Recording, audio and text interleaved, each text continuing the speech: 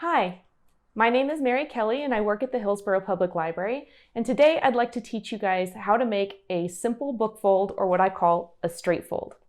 We're going to be working on this heart within heart pattern, and it should be pretty easy for you guys. It's usually what I start with when I teach a beginner class. I do teach advanced and intermediate classes at the Hillsborough Public Library, and hopefully maybe sometime online soon too. We'll see. But today we're just going to start with this heart within heart pattern, which is, like I said, easy to do. And I'm going to talk to you guys about some of the things you're going to need for your book folding today. So for a straight fold, what I call a straight fold, there's no cutting, so you won't need scissors, at least not with this pattern. And the main things you're going to want are a ruler, but the ruler has to have a centimeter and metric side. So that's the side we're going to be measuring with. So you want a centimeter side of your ruler. You're going to need a pencil, preferably mechanical. And you don't have to have, but I like to have a bone folder. This is definitely not necessary. This is just something that I like to do to make sure that I get crisp, fine edges to my folds. Then the other thing you're going to want is a book that's going to fit your pattern. So it needs to be a hardback book, because when you use paperback books, they tend to be floppy. So you definitely want a hardback book. And if you take a look at our pattern needs at least 250 pages in the book. So you want a book that's at least 251 pages. And I'll go over why that in just a minute or two. But my book is 392 pages. It's Field of Prey by John Sanford. And it should fit pretty well with the heart pattern. So you can pick up a bone folder from any craft store, really, Michael's, Joann's, if you feel like picking one up. Like I said before, those definitely not necessary. But let's talk about the pattern next. You'll notice a couple of things about this pattern. It has a set number of pages you'll need and a book height. So right here on the top of the pattern, you'll see pages in book 250, book height 22 centimeters, 5 millimeters. Most standard hardbacks are around 22 centimeters tall, and you can always go taller than the pattern calls for. Shorter books may be a little more challenging depending on your pattern. Next, you'll notice these columns of numbers right down there. These are your marking points in the book. For a straight fold, you're going to be making 2 marks per page, and for this pattern, you'll mark 250 pages. So the book you choose will need to be at least 251 pages, maybe even a little more. This number right here, 8.3, will be your first marking at 8 centimeters, 3 millimeters, and this number at 9.7 right there is going to be your second mark. And then when you turn the page, say you were starting on page 1, you turn to page 3, the next page you would mark 8 centimeters and 10 centimeters, 0.1 millimeters, and so on and so forth. When you've completed all of your markings in the book, you're ready to fold.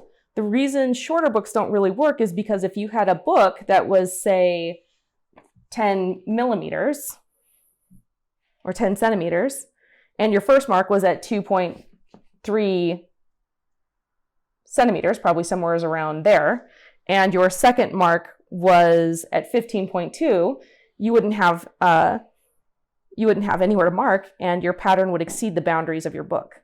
So that's why you kind of want to have at least the set amount for the height of your book. But like I said, most hardbacks are 22 centimeters. First, here's a fun fact that I never really paid attention to until I was learning book folding. The right side pages in most books written in English and many other languages is always odd numbered. The left side is even. So you will always be marking on the odd numbered right side pages.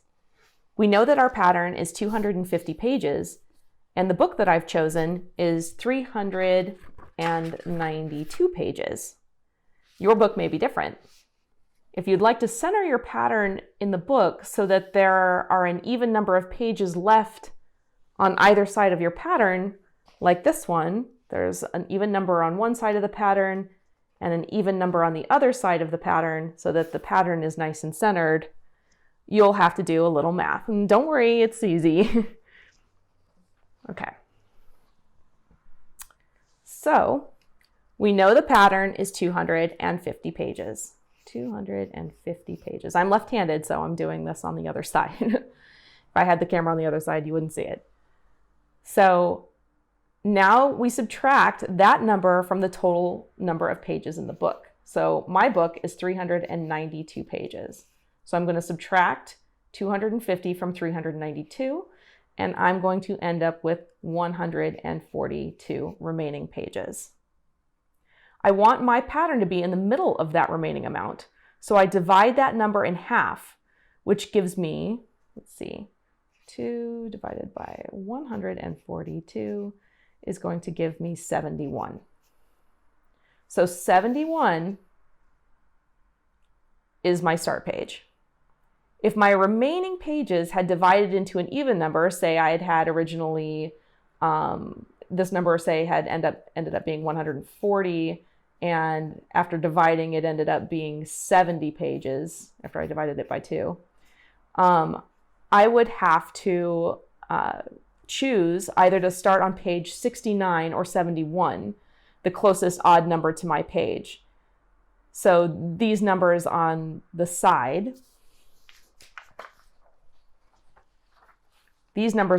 now have a new value. You can choose to write them in. Some people like to say, oh, I'm starting on page 71. So I'm going to make all of these 71, 73, 75, and mark it all the way through. But there's a lot of numbers to do that with. So especially with a pattern this short, I'm just going to go ahead and as I go, I'm going to mark off my patterns as I go. So you don't have to write them in. Some people really find it helpful if they've skipped a page or whatnot to know what number it was. But that's going to, 71 is now 1. 71 is my start page. I'm not going to start on page 1, so I can have my pattern centered in that book. Now, marking your book can be a labor-intensive project depending on the difficulty of the pattern. This pattern, thankfully, is a simple one, so you shouldn't have too many problems. But if you find yourself getting tired or muscles start aching, make sure to give yourself a break. You may have noticed something different about my ruler. I have glued a piece of a coffee stir stick to mine to hold my place on the edge of the book. This gives me consistency in marking, and you'll find consistency in marking is what counts the most in book folding. If you're using a regular ruler, so as I use mine, you can see this holds right up to the edge of the book like that and keeps my place every single time. If you're using a regular ruler, you want the centimeter millimeter side, because that's what our patterns are in. Make sure you are laying it on the page the same way for every marking. Some people push it all the way to the edge and keep it flush with the edge of the book with their finger. That way they're getting the same mark every single time. It doesn't matter that a little bit of the ruler, just that little tiny bit there, is not a part of the measurement. There should be enough book to get away with that unless you are working with a very short book. It just moves the pattern down a few millimeters in the book, but consistency is far more important than having it measure up to that one line over the edge like this every single time and then messing up a couple times and having the pattern be skewed. You want your ruler to be in the same spot every single time. So holding your book in front of you, and I'm going to get to my first page, which was 71. That's my start page. So holding your book in front of you, turn it so the numbered pages, so the even odd numbered pages are up. So you've got 71 up here. And make sure you're on your start page and start making your first marks. Now you can mark and fold as you go, or you can mark the entire book with the pattern completely and then go back and fold the pages afterwards. I find folding pages gets in my way if I do it as I go. So I'm going to go ahead and mark the entire book, and then I'm going to come back and fold the book. And So I will get to how you fold in a minute, but let's make some marks here really quick. I'm going to show you my first set of marks. So I'm on page 71. I've got my ruler that's got my little coffee stir stick on it flush to the edge of the page. And my first numbers in my pattern are 8.3 and 9.7. So I'm going to find 8.3 and 9.7. And those are my first two marks in the books. And I just made little dots right where those two marks are. Then I move down to the next page, 73. I'm going to mark that one. I'm going to mark that one off on my pattern because I did it. Page 73 is 8.0 and 10.1. So I'm going to do that again. Page 73, 8.0 and 10.1. And that's how you mark. And you're going to keep doing that until you get to until you're done marking the book all the way through. I'm going to go ahead and do a fast motion video on that because it can take a little bit of time.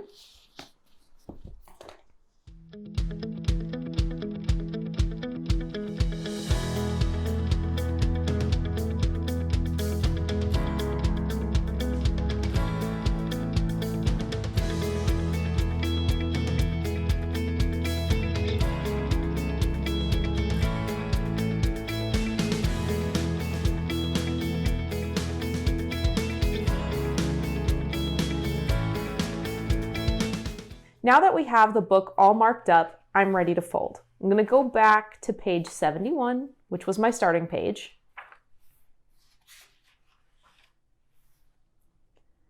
And I'm going to dog ear my pages to my marks. I call this dog ear up from the bottom and dog ear down from the top. So I'm going to take my page. Don't do this with books that you love, by the way, or library books, please. See where the mark is the mark is right there where my finger is. You can see, I don't know if you guys can see the mark right there in the book. The mark is right there. So, and I'm not going to use my finger to hold it to pull it up because you can tear the pages that way really easily. I push the paper up to the mark, and then I use the sentences. I want to always fold it at a 90-degree angle if I can. And I use these sentences in the books to make sure that I'm at a 90-degree angle. It's going to kind of stay across the center of that paragraph right there. I'm going to move it up just a tiny bit more. There we go. I'll put part of that sentence. And then I'm going to use, you can just use your finger if you want, but I like to use my bone folder. I like to get nice, crisp, sharp edge like that. Now I'm going to dog ear down from the top to this other mark there, but I'm not going to use my finger to get to that mark. Don't use your fingernails. If you have thick paper, your fingernails may do okay to hold there, but you just don't want to get in that habit because the thinner the paper, the more that's going to tear right there. So now I've got my first fold. It looks just like that. And you're going to keep doing that throughout the rest of the book. So once again, here are my two marks. And I'm going to dog ear the page up to that first mark, using the sentences to keep myself at a nice 90-degree angle. And then I'm going to dog ear down to that other mark. Or you can do it in reverse order, it doesn't matter.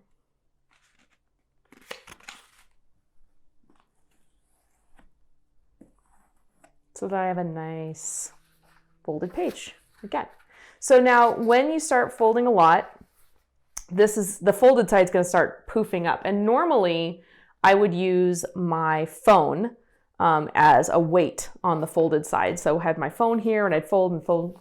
But since I'm using my phone to record this video, I'm going to use something else. And I think I've got the perfect thing. It's my pencil bag.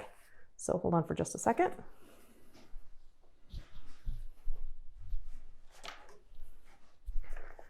So I have this nice little chunky pencil bag, and I'm going to use it to hold down my folds. Just like that. And I'm going to actually turn my book this way. I prefer to actually fold this way. And I'm going to do my dog earing again. You want, if you're having trouble getting over if your book is pushing up like that and you've got this curve, it's going to be harder. You want this part actually to be kind of up so this part stays flat. So it's harder to use this at the very beginning of your fold. It's hard to use the weight at the very beginning of your fold. So sometimes you just have to kind of keep it there, or the phone is so much nicer, trust me, because it's nice and thin. But I'm just going to leave it off for now. And up to the mark.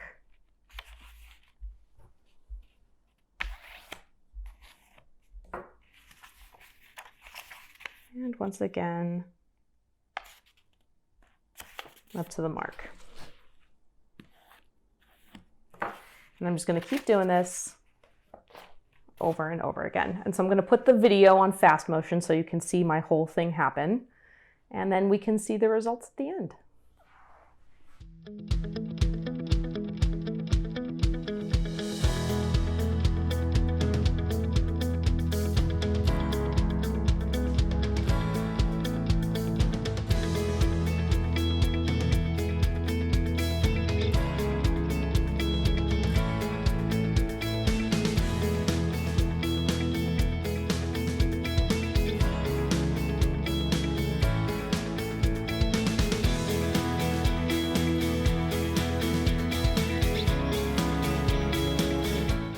And voila, your beautiful heart and heart straight book fold.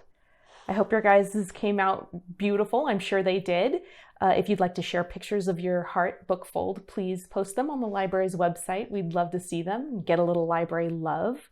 If you guys wanted to decorate your book folds, there's all kinds of ways to do that. Some people use jackets, some people use ribbon, some people paint, some people put paper flowers up here. If you're going to paint, I don't recommend painting the front pages of your fold because the pages will stick together, trust me. I've ruined folds before trying to paint the front. But yeah, other ways, there's all kinds of things you can do. And one of my favorite tricks is actually a little cardstock trick. So if you have decorative scrapbooking paper or cardstock, and in my case, what I pulled out was some shiny reflective red cardstock, you can cut them to the size, to the page size of your book. And you can just put it right at the end of your fold and just shove it right up against the spine. The book will hold it in. You don't have to glue it in or anything like that. And at the beginning of your fold, so that it's kind of bookending your fold, and there. Just gives your fold a little bit of pop, makes your fold stand out a bit. You can do this with almost any fold. It's just a neat way to just bring it out a little bit. So I hope you guys really enjoyed hanging out with me this afternoon and doing some book folding. Hope to see you again soon.